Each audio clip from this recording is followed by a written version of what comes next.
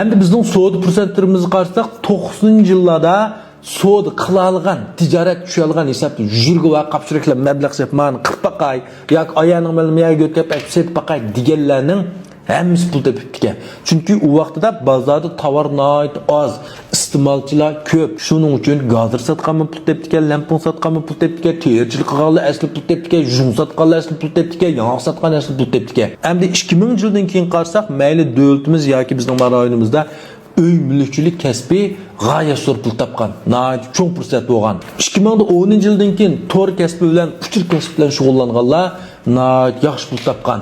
Endi bu yerdagi har bir davrga pul topganlar qarasak, sen bir oldingi davrdagi shamol eg'izini tutib olib, pul topganing bilan katta boy bo'lib ketgan bilan keyin shamol eg'iziga kelganda yeni pul topa olishni atayin. Tushunami? Masalan 90 yil nihoyat ko'p pul tepib, yeni joyliklar o'zgarmay 2000 yilga kelganda to'liq vayron bo'lganlar nihoyat ko'p. 2000 yillarda uy mulk kasbi bilan nihoyat ko'p pul tepib, davomli katta mablag' sarflab 2010 yildan keyin vayron bo'lganlar nihoyat ko'p. Masalan davlatimizga katta boy Vanko'ning ikkintiya. Endi mush misol qarasak-mu, yana o'xshashlar. Siz oldingi shamol eg'izda pul topolmagan bo'lsangiz, keyingi qatimda pul topolmasligingiz natayin.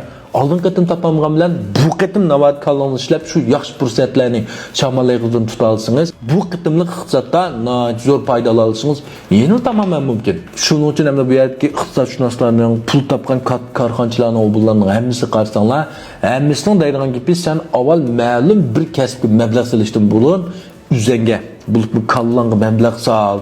Kitaplarni mush to'g'risida bilimlarni ko'p ol deydi. Shundaq yaxshi kitoblarni tavsiya qilib chiqarib bersam, nihoyat savossiz qarqo'saqlar va lumandaklar piyonluchiga mash kitob o'qib qo'yganga boy bo'lib ketamdika, pul topalamdika deb javobni qaytarmayman. Chunki ular pul tepish emas, shu kitobni og'idagi pul yo'q yanchig'ida. U kitobni o'qib tushangidakmi, bilimim yo'q kallisda. Shuning uchun ularga bir javob qaytarishning o'rni yo'q deyman. Shunami?